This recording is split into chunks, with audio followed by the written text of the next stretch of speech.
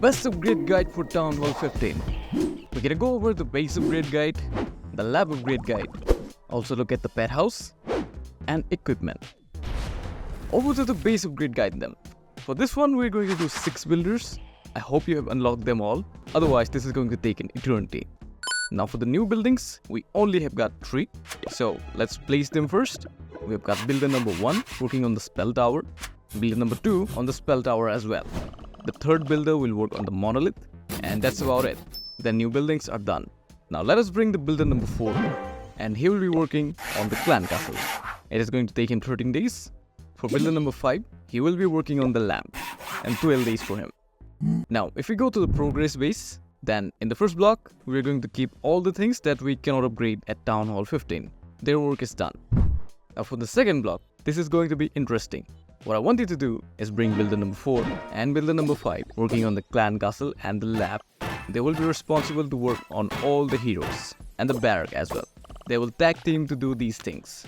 Whenever this builder is done with his work, send him to do the barrack, and they will continuously work on the heroes. It will take 346 days, but since 2 of them are working, it will take half the time.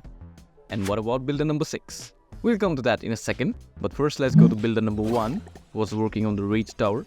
After he's done with that, let him work on all the army camps, one by one, and to finish all these things, he will take 53 days.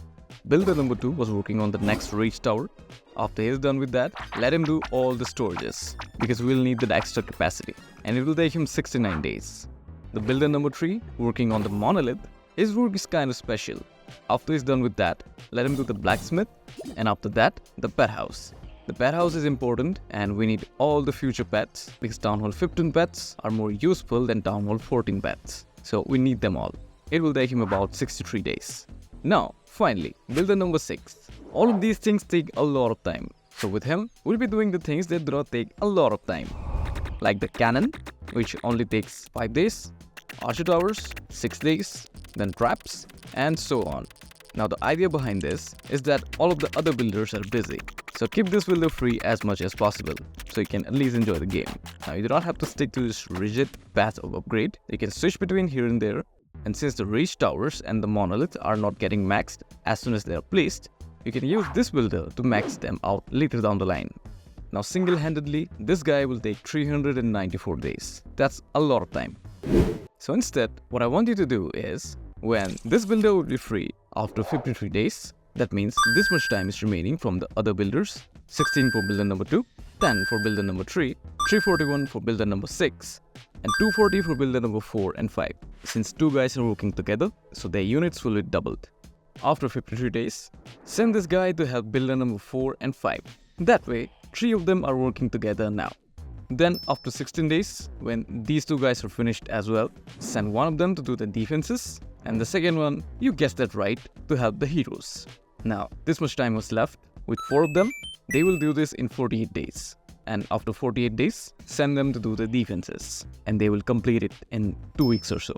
Now, I don't want you to go all out on the defenses or any structure as a matter of fact, because most of the time will be taken in the lab. We're going to discuss that next.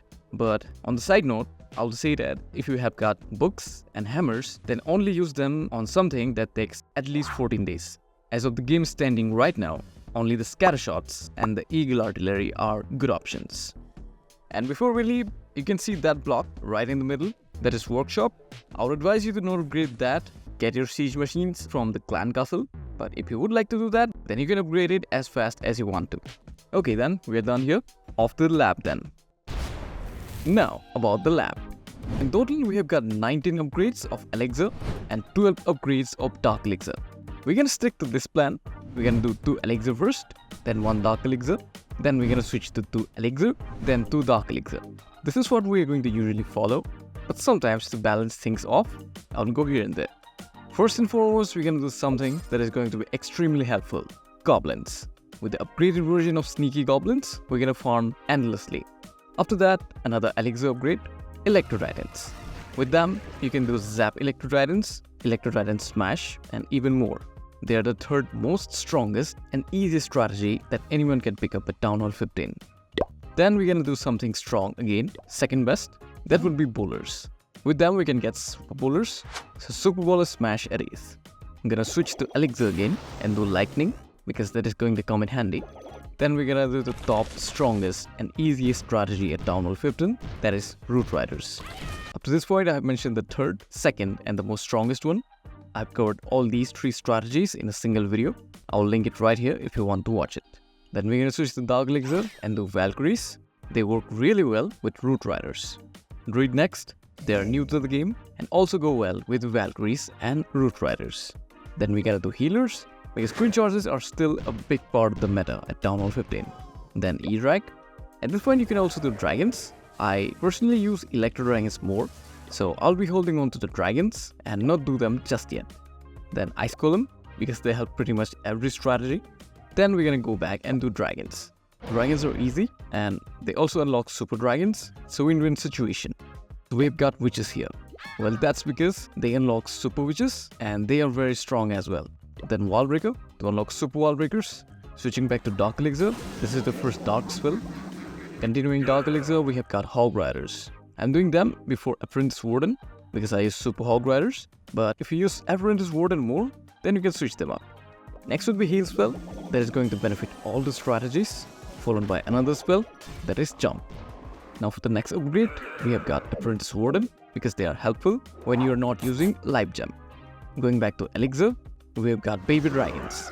Then Clone if you use Super Archer Blimps. Going back to Dark Elixir, we have got Skeleton spell. They are useful to destroy enemy heroes and single target infernos as well. Minions, if you use Lalo, then they are a big part of the cleanup. Then we have got Elixir again, and it's the Yetis. I don't use Yetis at Down Level 15, so I'm putting them down in the list. Wizard, they'll fast up the cleanup in every strategy. Next would be Bat spell. They also work pretty well to tank the Monolith or single target infernos. And then we have Recall spell. You can get pretty creative with that. Minor, if you use Hybrid. Golem next, because we always need tanks. Followed by P.E.K.K.A, because I don't do P.E.K.K.A smash that much. Finally, we have got Barbarians, Archers and Giant to conclude the upgrade list. Off we go to the pets then.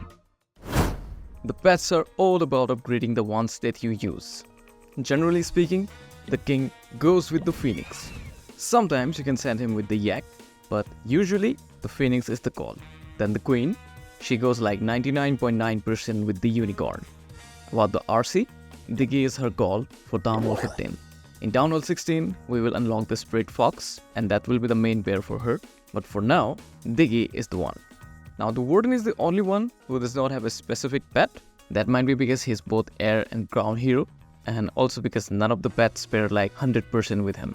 The combination of other heroes and other pets are close to 100%, but the Warden's synergy with the pets is not that high. But during air attacks, you can pair him with the Electric Owl. That works really well. And during ground attacks, you can pair him with Frosty or the Poison Lizard. That works fine as well. Sometimes you can also pair him with the Phoenix, but that's up to the base you're attacking and what value you are looking for. So if you talk about the priority list, most probably the Unicorn is already done. Then Diggy will provide the next highest value, followed by the Phoenix, and finally the Frosty or the Poison Lizard. Now for the equipment. The king has got 6 options if you have unlocked everything so far, and right now the Giant Gauntlet is the best thing. With that, you can either pair the Rage Vial and Spiky Ball as well. These are the 2 combinations that work most of the time. Sometimes they do like to use that Vamp Stash and pair that with the Giant Gauntlet, but usually these 2. The Queen, we have got 5 equipment so far. Frozen Arrow really helps throughout every attack. You can pair that with the Healer Puppet. Alternatively, you can also go the Giant Arrow and Healer Puppet that works to take out air defenses. And some players also like to use Invisibility Vial. If you go through the priority list, then I would keep it like this: Frozen Arrow, Healer Puppet, Giant Arrow, and Invisibility Vial. If you use any one of these more than the other, then bring them up in the list. Equipment for Warden so far, Eternal Dome being the best. You can pair that with literally every other equipment, and if I have to keep it in priority list, then I will keep it in this way. Finally the RC, we've got a total of 5. I'll keep Rage Vial and Hawk Puppet at the top, followed by Seeking Shield, Rocket Spear, and finally the Royal Gem. The synergy of these 2 are pretty good. Then Seeking Shield can be paired with literally anything. The Royal Gem is pretty cool, but these days I'm using Rocket Spear a bit more.